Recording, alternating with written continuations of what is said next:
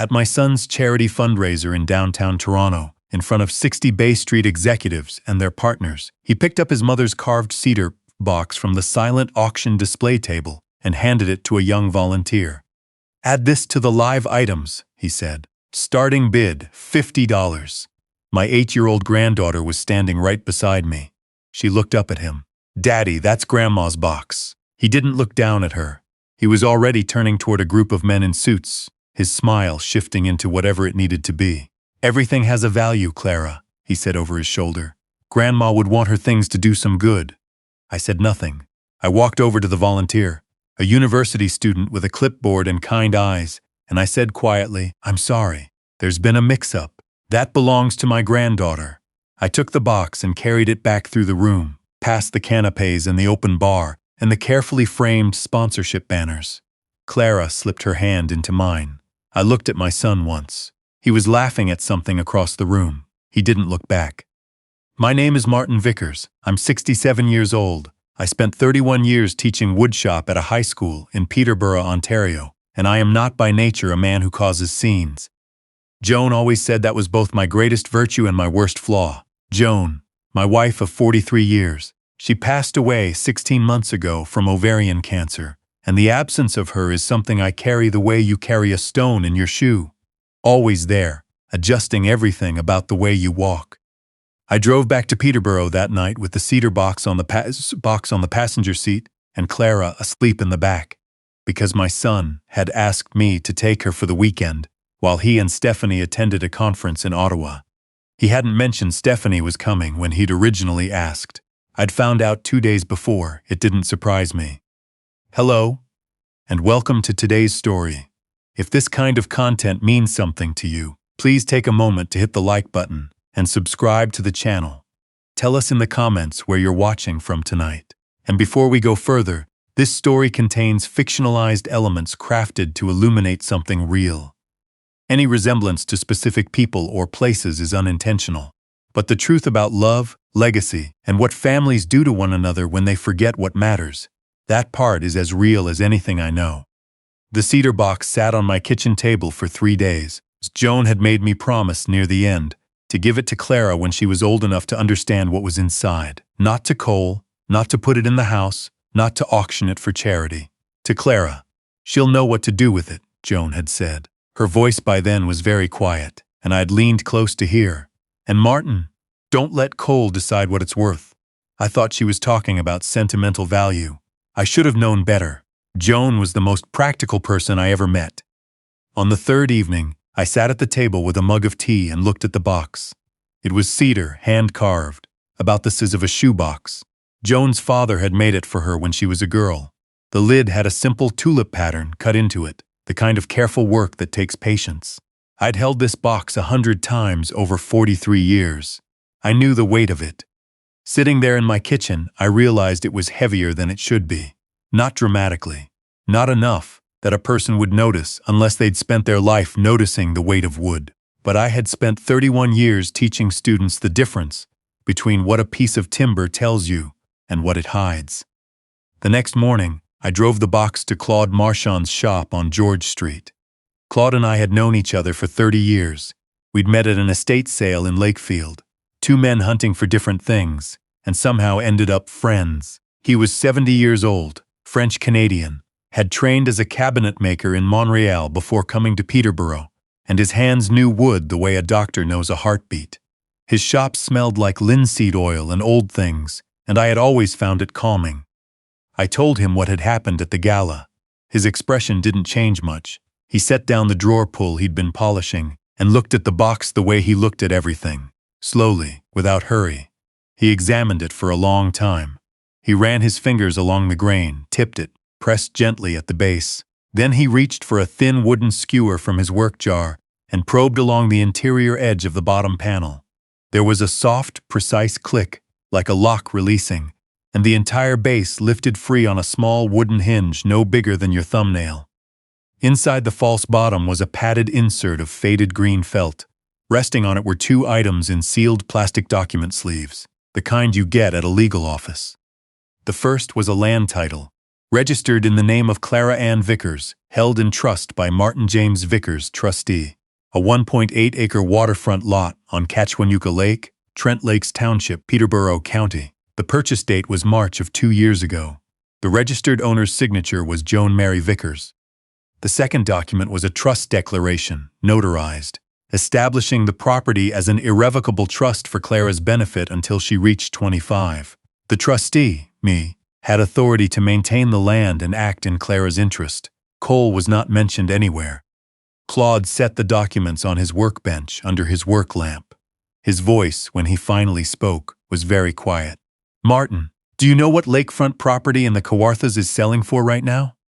He had his phone out. He typed for a moment. Then he turned the screen toward me. Comparable sales on Catchwanuka Lake. Most recent 7 weeks ago. A 1.4-acre lot, smaller than Joan's, had sold for $1,200,000. The workbench felt very steady under my hands. I needed it to be. "She never told me," I said. Claude nodded. He was still looking at the documents. "She was a school teacher for how long?" 38 years. He said nothing more, but we both understood. 38 years of a teacher's salary, careful and steady, saved in places a person doesn't advertise. Joan had her own account. She'd always kept one, not out of secrecy but out of the quiet independence that women of her generation had learned to maintain, because life could change without warning. She had used it. She had bought land, put it in trust, tucked the proof inside her father's cedar box, and asked me to keep it safe. There was also a letter, folded once, written in Joan's handwriting on a piece of her good stationery, the pale blue kind she'd saved for things that mattered. "My dear Clara," it began. I had to sit down on Claude's spare stool to read the rest. Joan had written that the property was Clara's, unconditionally and completely. She had purchased it using money saved from her own earnings over many years, money that was hers to give. She had not told Cole because she knew Cole. She had not told Martin. She wrote my name and something broke loose in my chest, because she didn't want me to carry the weight of it alone until I needed to. She wrote that the Kawarthas were in Clara's blood the way they were in hers. Her own childhood summers had been spent on these lakes. She wanted Clara to have somewhere that belonged to her, somewhere no one could take. And then, near the bottom, in smaller writing that looked as though it had been added on a different day, "If Cole has not honored this box, then you already know what you need to know about the kind of man he has become. Don't grieve that knowledge, Martin. Just protect our girl." Claude and I sat in his shop for a long time. The clocks around us ticked. Outside on George Street, the ordinary sounds of a Tuesday morning continued without any awareness of what had just changed. I called a lawyer that afternoon. Her name was Suzanne LeBlanc. She had an office on Water Street, and she had handled Joan's estate planning. Suzanne was in her late 40s, efficient in a way that felt kind rather than cold, and she had seen enough family estate disputes that very little surprised her. She did not look surprised when I showed her the documents, but something in her expression sharpened.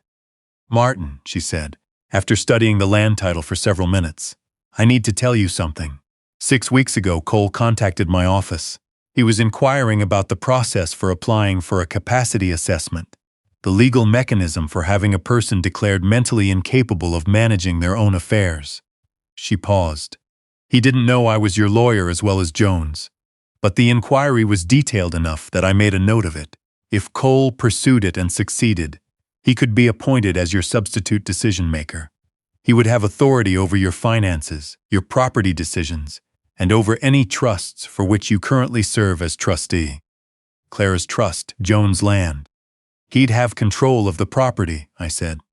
"He'd have control of everything." Suzanne set down the file. "He doesn't know the trust exists, but if he had you declared incapable, he would find it, and he would sell it." I drove back to Peterborough in a state that I can only describe as very quiet on the outside and very loud on the inside. That evening my phone rang. It was Cole. I almost didn't answer. Then I thought about Joan's letter and I picked up. He was pleasant the way he always was when he wanted something. Smooth, solicitous, asking how I was settling in, whether I was eating properly, whether Clara had behaved herself on the weekend. I answered everything briefly. Then his tone shifted. "Dad," he said, I've been thinking. You're on your own in Peterborough. The maintenance on the house must be a lot for you.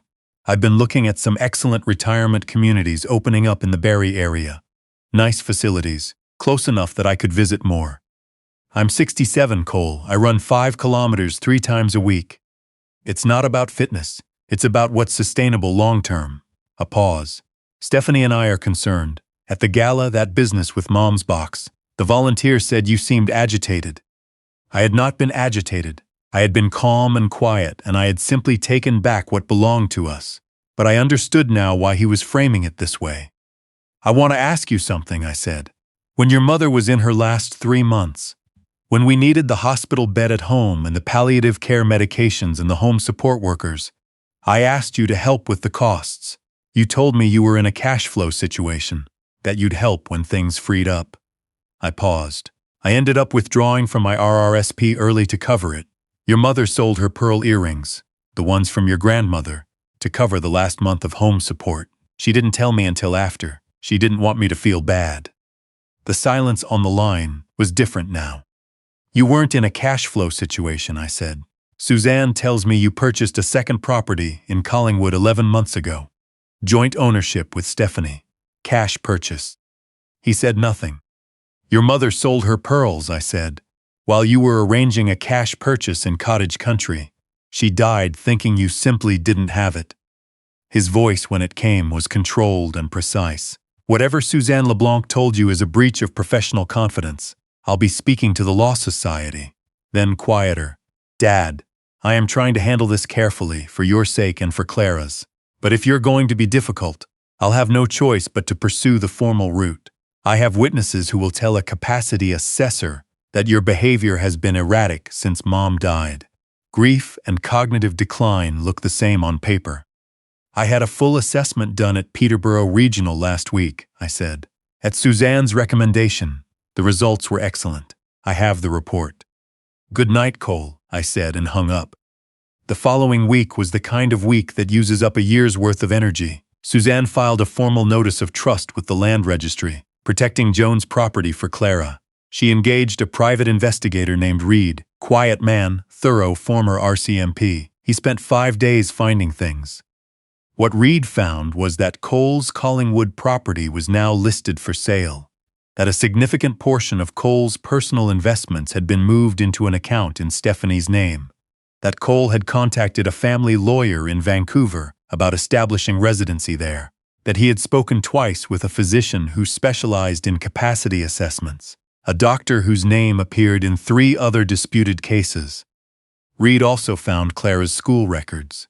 Her attendance was consistent, but her teacher's notes told a different story. Clara arrived most mornings quiet.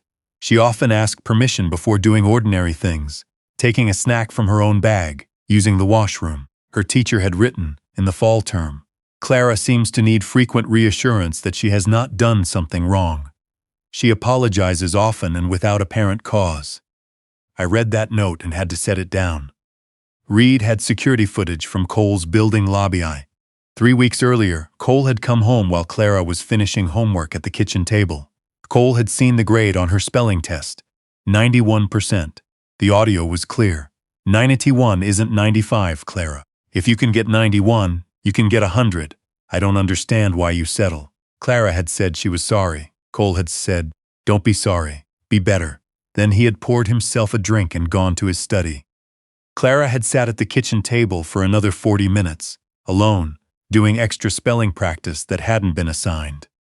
I sat in Suzanne's office and understood, in the way you understand something you have been half knowing for a long time, but weren't ready to see, that my granddaughter had been living in a state of quiet fear for years.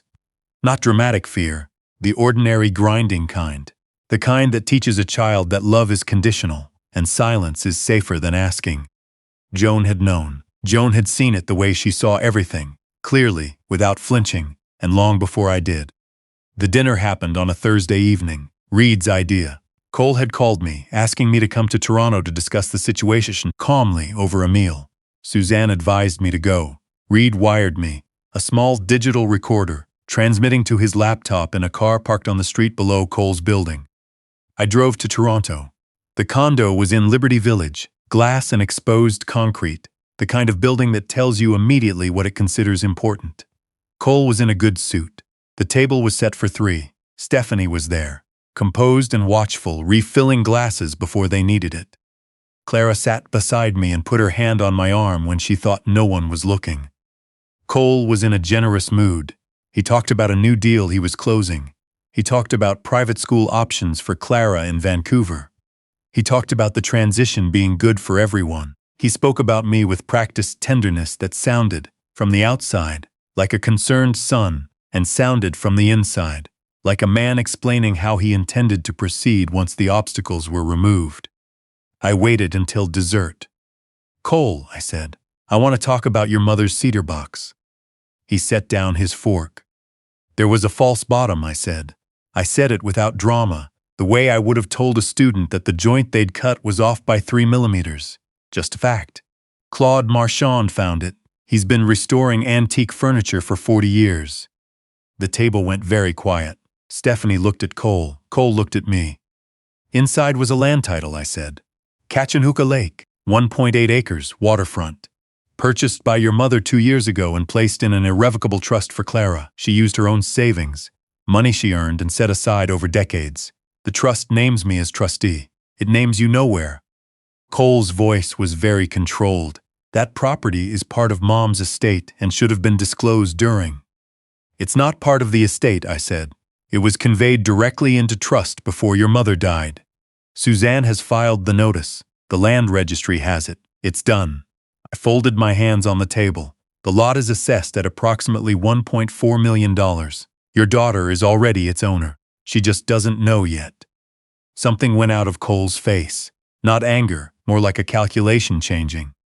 "I also know about the capacity assessment inquiry," I said. "I know about the Vancouver plans. I know about the account transfers." I looked at him steadily. "I know your mother asked you for help with her care costs, and I know you had the money, and I know you didn't give it. She sold her pearls, Cole. Your grandmother's pearls." Stephanie stood quietly and walked to the kitchen. Cole said, very quietly, "You don't understand what you're doing. You're a retired teacher in Peterborough. I have lawyers, doctors, witnesses. I will file the capacity application, and I will have you assessed, and every moment since Mom died where you seemed sad or confused will be evidence." "I had a full cognitive assessment done at Peterborough Regional," I said. "Perfect scores." I placed the sealed envelope beside the dessert plates. Cole looked at it. He didn't pick it up. "Reed recorded everything tonight," I said. "The Vancouver plans, the account transfers. You inquired about having me declared incapable so you could take control of Clara's trust. That's not a family disagreement." I looked at my son across the table. "That's a criminal matter." Clara said very quietly to her father, "Grandma gave me the lake?" Nobody answered her for a moment. Then I said, "Yes, sweetheart. Grandma gave you the lake." Cole looked at his daughter. For 1 second, I saw something cross his face that might have been shame. Then it was gone. The police arrived at 9:30, called by Suzanne, who had been listening through Reed's relay. 2 officers, plainclothed, quiet, and professional.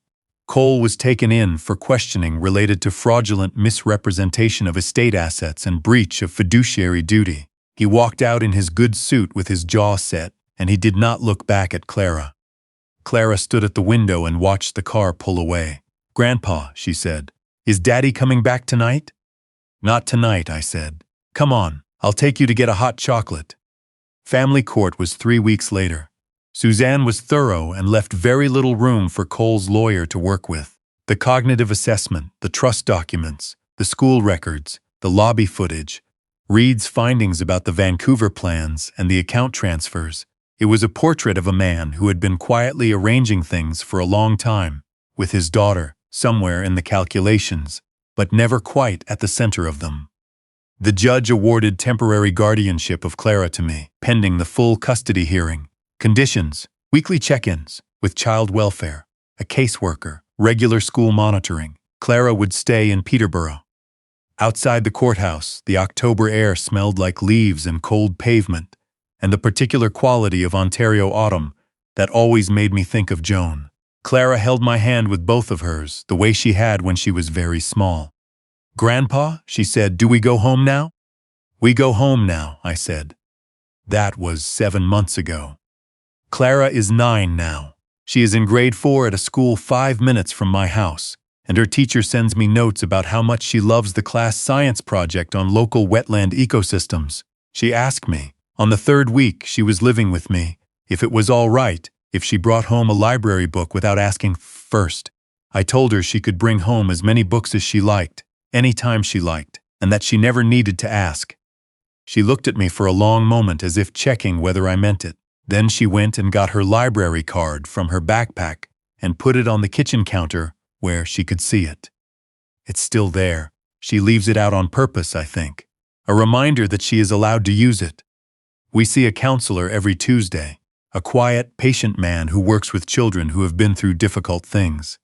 Clara's anxiety is decreasing. She still apologizes for ordinary things sometimes, but less often, and when she catches herself doing it, she sometimes stops and laughs a little, which the counselor says is a very good sign. Claude Marchand came for Sunday dinner in September. He brought a small carved maple box he had made, simpler than Joan's but careful. He had cut a small tulip into the lid, the same pattern as Joan's cedar box. Clara examined the workmanship with the seriousness of someone who has grown up watching a woodshop teacher's hands. There's no false bottom, Claude said, straight-faced. Clara looked up at him. Maybe I'll put one in when I'm older, she said, for when I have something important to hide. Claude laughed the loudest I had heard him laugh in 30 years. Cole's case is still proceeding. His lawyer has been negotiating on the breach of fiduciary charges. He has written to me once, a short letter on plain paper, without a lawyer's letterhead. He said he understood that what he had done with his mother's care costs was not something he could justify. He said he had started speaking with someone. He did not ask to see Clara, which struck me as either wisdom or cowardice, and I honestly cannot tell which. I have not replied yet. There is time. Joan's land is exactly as she left it. A clearing at the edge of catching hookah, old pines and white birch, the lake visible through the trees. I drove Clara out to see it on a Saturday in August, on a day when the sky was the particular blue that Ontario lakes only catch in the morning. We walked to the water's edge and stood there for a while. Grandma bought this for me, Clara said. It wasn't quite a question. She bought it for you, I said. A long time before she knew she was sick, she wanted you to have somewhere that was yours. Clara looked at the water. Was she happy here? Her family came to these lakes every summer when she was a girl, I said. She used to say the Kawarthas were in her bones. Clara took my hand. Then it's in my bones too, she said after a moment, because she's in mine. I kept my face steady. I had learned over these months to let myself feel the things I felt without startling Clara with the size of them. The cedar box sits on the dresser in Clara's room now. The compartment sits open, nothing hidden. She uses it for small things, colored pencils, an eraser shaped like a frog, a birthday card from a school friend. One evening I found her sitting on her bed with the box open in her lap, not putting anything in or taking anything out, just sitting with it. What are you thinking about? I asked. She thought for a moment. I'm thinking that Grandma knew, she said. She knew everything that was going to happen, and she figured out how to fix it even after she was gone. Clara closed the box gently. That's pretty smart. The smartest person I ever knew, I said. Clara set the box carefully on the dresser. Then she looked at me with Joan's directness. That steady, clear-eyed look that Joan had given me across 1,000 ordinary moments. Grandpa, she said, are you going to be okay? I thought about the stone in the shoe, about the way absence changes how you walk, and then slowly, over time, becomes part of how you walk.